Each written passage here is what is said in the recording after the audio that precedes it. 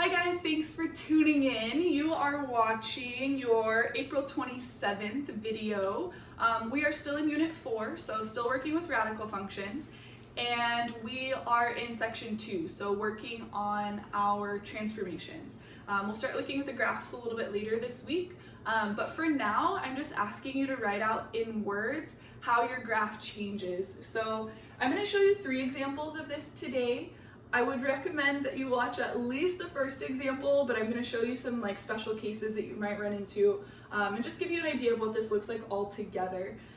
You did one video for A and then you did one video for C and D. So we're just going to take A, C, and D and put them all together. So the instructions on these problems would just say, write in words the transformations in this radical function. So remember that a transformation comes from A, C, and D, right? They're shifts or changes from the parent function. So do we move up or down? Do we move left or right? Do we stretch out? Do we shrink? Do we flip over? We're just writing out in words how our graph changes, okay? So here's your first example. Let's do f of x equals negative square root of x plus 7 minus 4. Okay, so here's your radical function, negative square root of x plus 7 minus 4. We are going to go through and just write out the transformations from A, C, and D. We're going to do it all together. Don't overcomplicate these problems. They're actually really easy once you get the hang of it. Just don't overthink it. Okay, so we know that A lives out in front. We know that C lives on the inside, and we know that D lives on the outside. So each one of these values does something to our graph, so we're going to check those. So if you remember, if you're looking at your notes, A, there are 3 things we need to look for, right? Do we flip, and then do we stretch or shrink? So we're going to check to see if we have a flip, and then we're going to check to see if we have a stretch or a shrink. Now, there's not really any math that you have to do here. There's a rule for a flip, there's a rule for a stretch or shrink, and we just have to follow those rules, okay? So, first thing we want to do is just figure out, what does A equal? Here's the only tricky part on this one. There's not a number out in front here. There's not an obvious number out in front.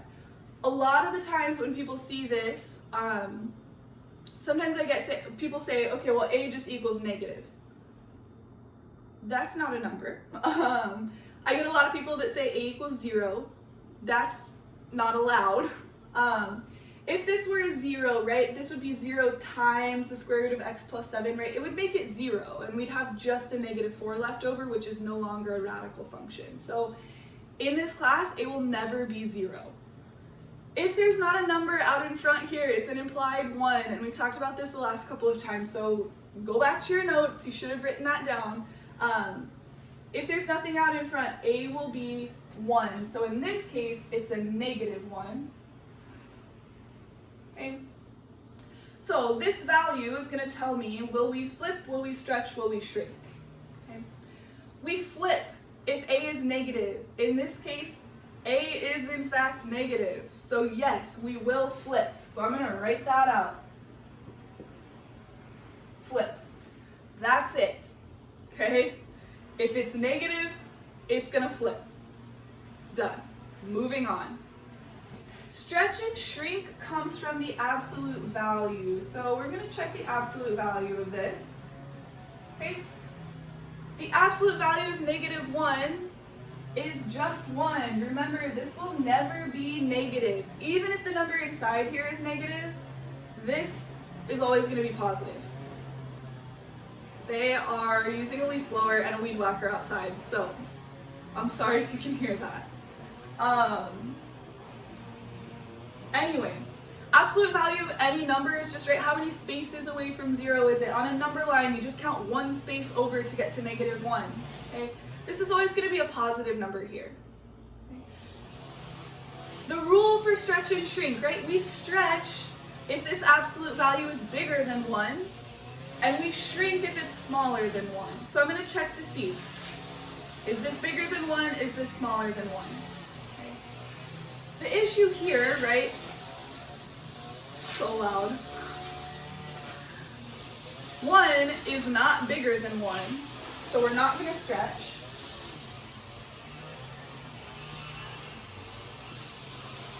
Okay. 1 is not smaller than 1, so we're not going to shrink.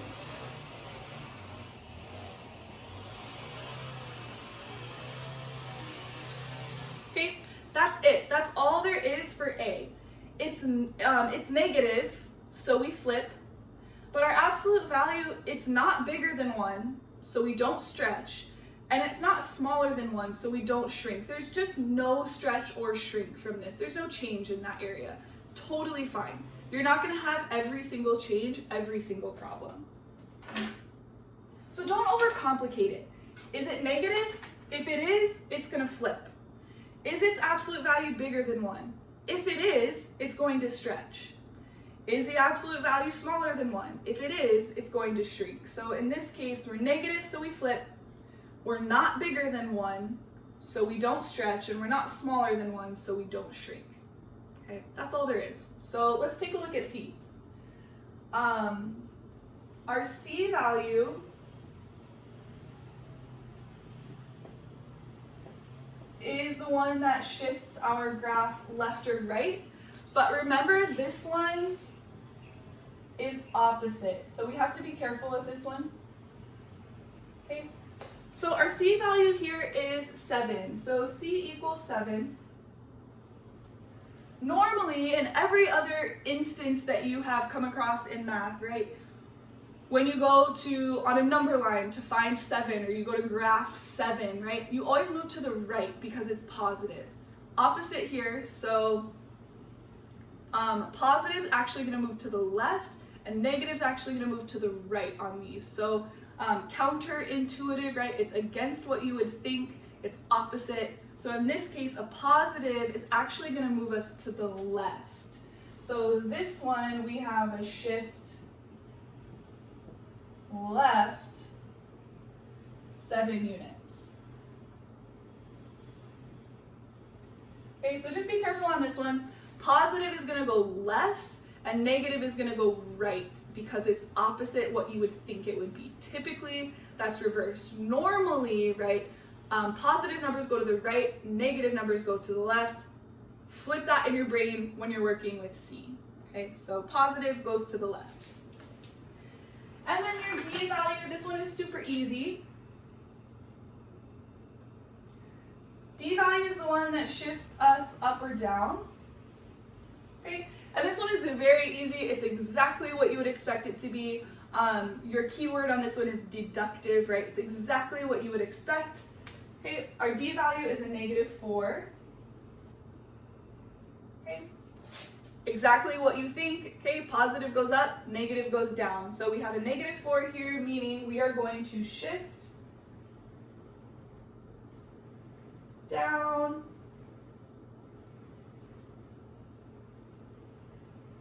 4 units. Okay, done. That's it. Okay, A is negative, so we flip. The absolute value is not bigger than 1, so we have no stretch. The absolute value is not smaller than 1, so we have no shrink. Okay. C is 7. If we move opposite, that means we're going to go to the left 7 units. And our D is a -4, exactly what you would expect, meaning we're going to go down 4 units. So from the parent, we flip over, we move to the left, and then we move down. Okay, so that's all I'm looking for on these. So try not to overcomplicate them in your head. Okay, so let's do another one of those. So this one, let's look at f of x equals 10 times the square root of x minus 2. Okay, so we're going to go through the same thing, a little bit faster on this one. Okay, so I'm going to start with A. My A value is 10. Okay, so I'm going to check to see, am I going to flip, and then am I going to stretch or shrink? I flip if it's negative. A is not negative. There's no negative sign in front of this. I have no flip.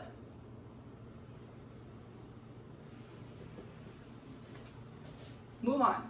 That's it. Okay? It's not negative. You have no flip. Let's go ahead and check the absolute value. So the absolute value of 10 is 10 spaces away from 0. So absolute value of 10 is just 10. Okay? 10 is greater than 1. If it's bigger than 1, right, our graph is going to get bigger. It's going to stretch out. So in this one, we are going to stretch. And then the way you write this is by a factor of. By a factor of just meaning it's multiplied by, right? It's being multiplied by 10. So we say stretch by a factor of 10. Okay. Done with A. Move on. Don't overcomplicate it. That's it. Okay. It is not negative, so we have no flip. And the absolute value is bigger than 1, so we stretch out. Okay, that's it. Looking at our C value is negative 2. Okay, so remember, positive normally goes to the right, so that means for C, positive goes to the left. And then negative normally goes to the left, so if we flip that, negative means we're going to go to the right. So in this case, because our C value is negative and it moves opposite what you would think, negative is going to go to the right. So we are going to shift right 2 units. Done. Move on. Okay? That's all there is to it. It's negative, meaning opposite, it's going to go to the right. Okay? The only tricky part on this one is your D value. So on the last problem I told you, if there's nothing here, it's an invisible 1. That's only for A. Okay? C and D are allowed to be 0, so if there's nothing in the C spot, if there's nothing in the D spot, okay, if there's nothing there, that's a 0 because those are being added and subtracted. We can add and subtract 0, we just can't multiply by 0. Okay? So our D value in this case does in fact just equal 0. And all that means is we're not going to shift up or down, right? It's 0. So we're going to have no shift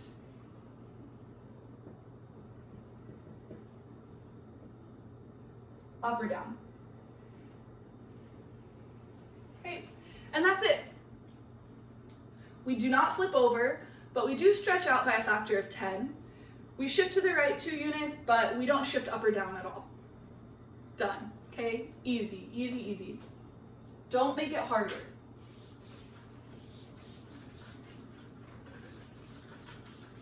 So I'm gonna do one more for you, but I just wanna show you like how easy this can be. So I'm gonna go pretty fast through this third one, just so you can kind of see like how quick these should end up being for you. If they don't ever get this easy and fast for you, that's fine. But I just want to show you one like pretty quick start to finish. So let's do f of x equals negative 0.75 times the square root of x plus 1. Okay, so I'm gonna go a little bit faster through this one. So I know that my a value equals negative 0.75. I see that it's negative, so I have a flip.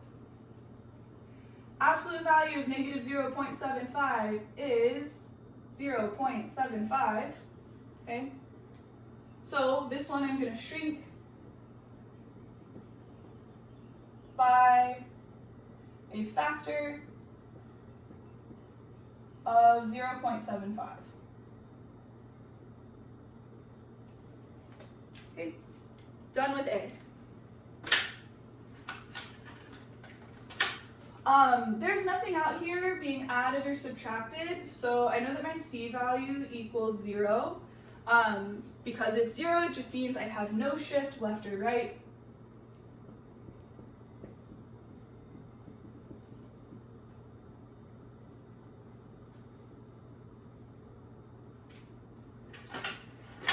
And then my D value is a positive 1.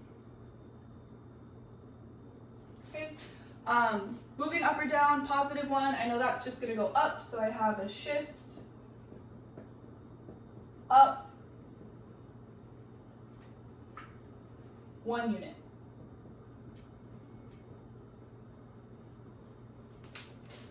Ta-da, done. Okay. These get pretty easy once you get the hang of it. I mean, you can do the whole thing in your head, right? Flip, shrink, nothing left or right, up 1. Okay. So there's really not a lot of math involved in these. So don't freak out about them. Try not to overcomplicate them in your head. Just identify the numbers and follow the rules. Okay, that's all I have for you right now. Daily assignment for today is just going to be to practice this a little bit more. So if you have questions or you feel like you're stuck, please just let me know. Otherwise, you guys are off to just practice this on your own. Nice job, guys.